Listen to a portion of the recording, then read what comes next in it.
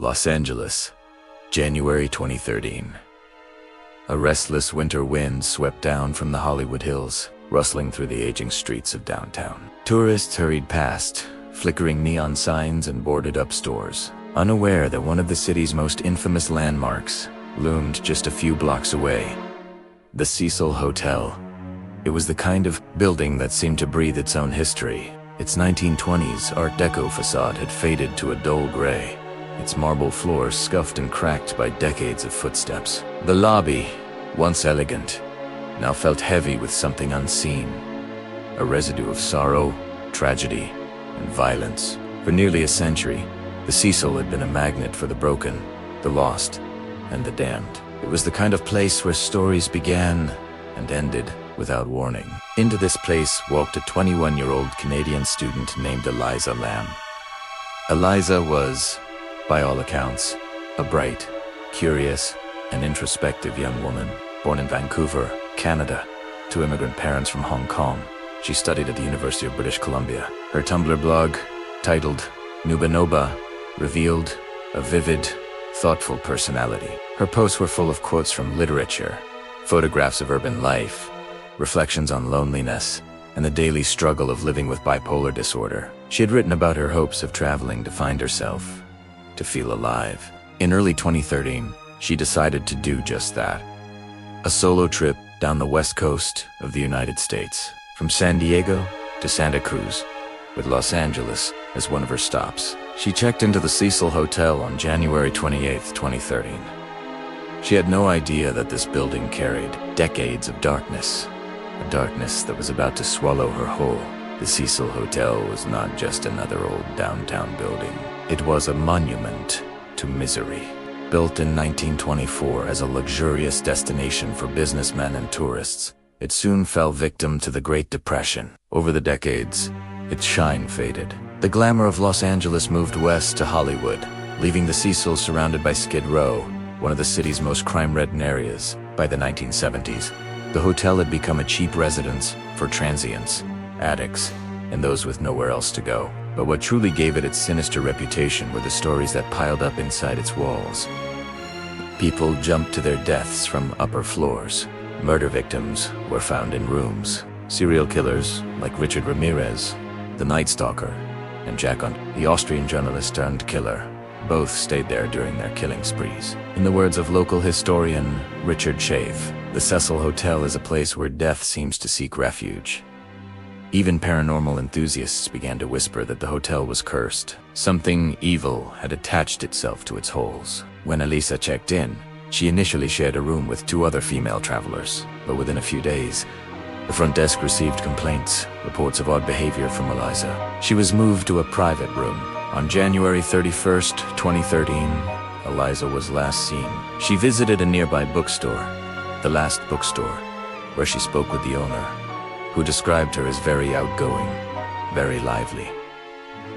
She was buying gifts for her family, but that night, she never returned. When she failed to call home, her parents grew worried. They contacted the Los Angeles Police Department, and soon, missing person flyers with Elisa's face were posted throughout downtown LA.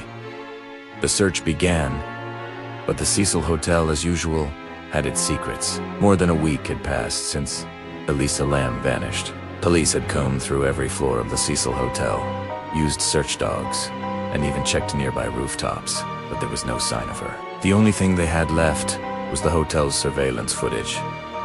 Then they found the elevator video. It was recorded on February 1st, 2013, the night after Elisa was last seen. The footage was released to the public in mid-February, and what people saw was unlike anything they had ever encountered. The video began with Elisa stepping into the elevator, wearing a red hoodie, black shorts, and sandals. She leans forward, presses several floor buttons in quick succession, then steps back, as if waiting for the doors to close. But the elevator doesn't move. Seconds pass. Elisa peeks her head out into the hallway, cautiously at first, then jerks back inside, hiding in the corner. Her hands move in strange, fluid motions like she's feeling the air or trying to explain something to someone invisible. She steps in and out of the elevator several times, waving her arms, pressing herself flat against the wall. even stepping into the hallway and gesturing as if speaking to someone unseen. And then, she walks out of frame. The elevator doors remain open for another 2 minutes. Motionless, as if frozen in time. The clip was 4 minutes long. Blurry, silent, and deeply unsettling. Within hours, it went viral. Shared across Reddit, YouTube, Facebook, and news outlets worldwide. Millions of viewers watched and rewatched, searching for clues. Was Elisa hiding from someone? Was she hallucinating? Or had something supernatural happened inside that elevator? The internet exploded with theories. Some claimed the video was edited. The timestamp jumps. A section seems missing. Others speculated that Elisa was under the influence of drugs or having a psychotic episode. But there were darker interpretations, too. Some swore they saw a shadowy figure outside the elevator door, barely visible. Others believed the Cecil Hotel's notorious reputation had caught another victim, that the place itself was cursed. Online sleuths dissected every second. The buttons she pressed, the way the doors refused to close, the odd timing of her movements. Some even compared her gestures to scenes from a Korean horror film, Dark Water, which eerily involved a young girl in a rooftop water tank. For the first time, a missing person case had become a global internet phenomenon. A digital ghost story unfolding in real time. By February 19th, 2030, nearly 3 weeks had passed since Elisa disappeared. Guests at the Cecil Hotel began to complain about something strange. They said the water pressure was unusually low. Some described the tap water as blackish and having an odd, unpleasant taste. Maintenance worker Santiago Lopez climbed to the rooftop to inspect the hotels for large water tanks. When he removed the heavy lid of one tank, he froze. Floating just below the surface, face up, was the body of a young woman. Naked, pale, and motionless. Her clothes and personal belongings were floating nearby. It was Elisa Lam. The discovery stunned investigators. The rooftop was locked and alarmed. Only staff had access keys. The water tanks were massive, roughly 8 feet tall and sealed with heavy lids that were difficult to lift, even for a strong adult. Halet Elisa, a 21-year-old woman weighing barely 120 pounds, climbed into one of them, unaided. The fire escape ladder could technically reach the roof, but no alarms had gone off, and there were no witnesses. To make matters stranger, the hotel's rooftop door was equipped with an alarm that should have triggered an alert if opened. Her autopsy revealed no signs of sexual assault, trauma, or foul play. Toxicology reports showed traces of prescription medication used for bipolar disorder, but no illicit drugs or alcohol. The coroner's report listed the cause of death as accidental drowning, but nothing about it felt accidental. When the news broke, it spread like wildfire. TV crews surrounded the Cecil Hotel. Reporters filled the lobby, and hundreds of internet sleuths flooded online forums, refusing to accept the official explanation. How does someone drown in a sealed tank on a locked rooftop? Why didn't the hotel's alarm go off? Who edited the CCTV footage?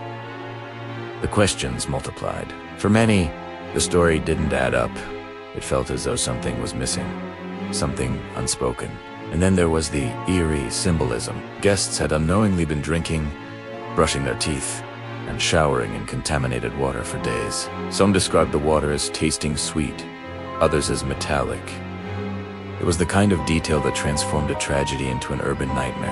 After Elisa's body was removed, the hotel temporarily shut down its water supply, but the damage was already done to its reputation and its soul. The Cecil Hotel was once again in the headlines, linked to death, despair, and the inexplicable. For many, the building itself had become a symbol, a metaphor for the city's underbelly, where glamour meets decay, and the vulnerable vanish without explanation. Elisa Lam's story wasn't just another tragic case. It became a reflection of something bigger. The isolation of modern life, the voyeurism of internet culture, and the way a young woman's death could turn into viral entertainment overnight. Even after the hotel rebranded itself as Stay on Main, the ghosts remained.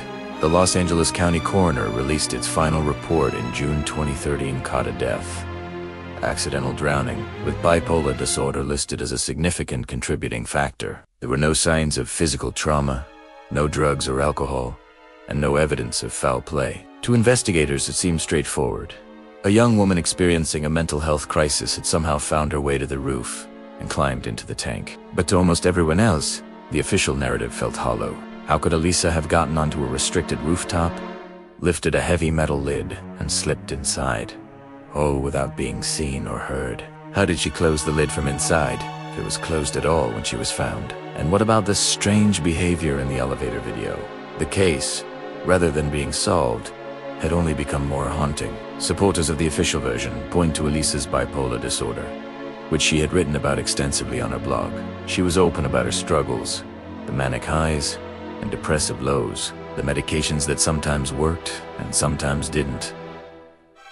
According to her toxicology report, Eliza had taken some of her prescribed medication, but not all. Experts suggested she might have been in a manic or psychotic episode, possibly hallucinating or paranoid. That could explain the bizarre elevator footage, the frantic gestures, the sense she was hiding from someone who wasn't there. In that state, she might have wandered up the fire escape, climbed into the tank seeking refuge, and tragically drowned. It was, by far, the simplest explanation. But simplicity doesn't always satisfy, especially when the story feels impossible to reconcile with logic. Many online investigators rejected the accident theory outright. They pointed to inconsistencies. Why was the elevator video edited? Who cut out at least a minute of footage? How could she have opened the tank's heavy lid alone?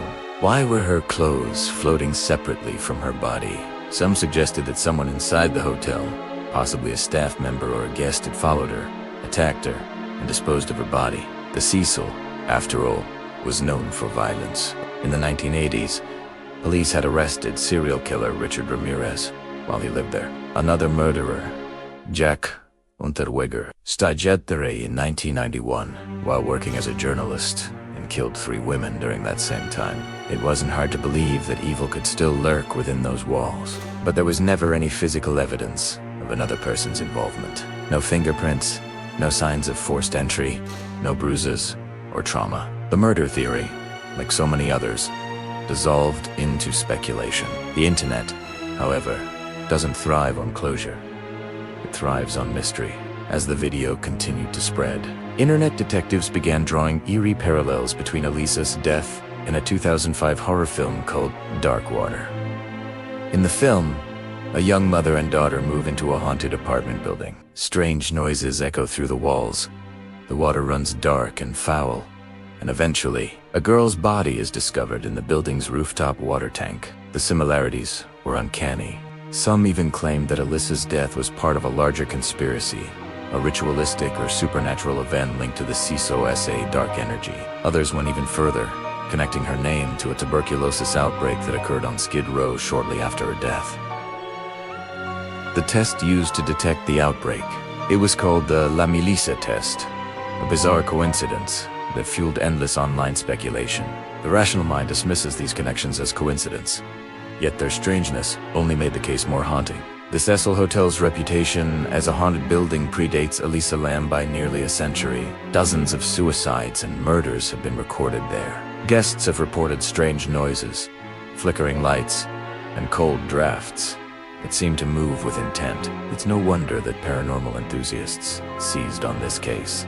They pointed to Elisa's movements in the elevator, the way she seemed to interact with something invisible, as proof that she might have encountered a malevolent presence. Some claimed the elevator itself malfunctioned because of a supernatural force, preventing her escape. There is, of course, no evidence to support this, but even skeptics admit the footage feels wrong, as though the camera captured something beyond comprehension, an unseen terror that the human mind struggles to name. What makes the Elisa Lam case uniquely modern is how the internet became part of the story. Millions of people watched, analyzed, and reinterpreted her final moments in real time. Reddit threads turned into massive online investigations. YouTube channels built entire series around the case. For some, it was entertainment digital horror that blurred the line between real and imagined. For others, it became an obsession. But beneath the fascination was something darker, a sense of collective guilt. As one Reddit user wrote, "We turned a real person's tragedy into a meme, into a ghost story, and we forgot she was human." In many ways, Elisa Lam became a mirror of the digital age. A symbol of how easily empathy can be lost when the internet turns people into stories. Elisa's parents, David and Elisa Lam, filed a wrongful death lawsuit against the Cecil Hotel, arguing that the hotel had a duty to secure the rooftop and prevent such an accident. But the court ruled in favor of the hotel, stating that there was no reasonable way staff could have foreseen her climbing into the tank. For her family, it was another wound, legal closure without emotional resolution. They returned quietly to Vancouver, where Elisa was buried in a private ceremony. Her Tumblr blog remained online for years, its last scheduled post still appearing after her death, haunting digital echoes of a young woman's inner life. In 2017, developers rebranded the Cecil as the Stay-On Main Hotel and Hostel, hoping to erase its dark history.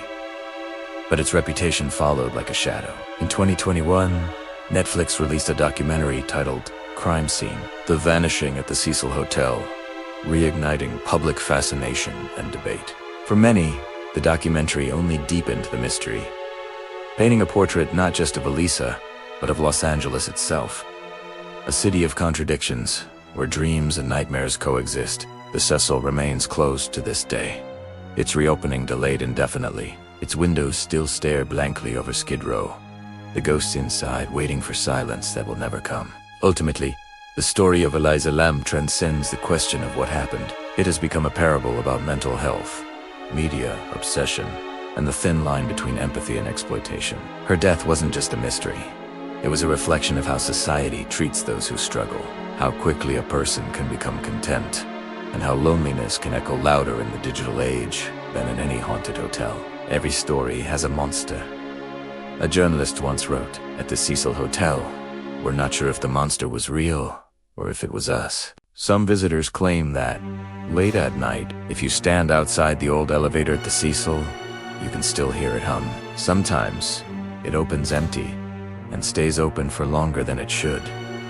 And for a fleeting moment, you might feel watched, not by something evil, but by someone still searching for peace, for understanding, for her way out.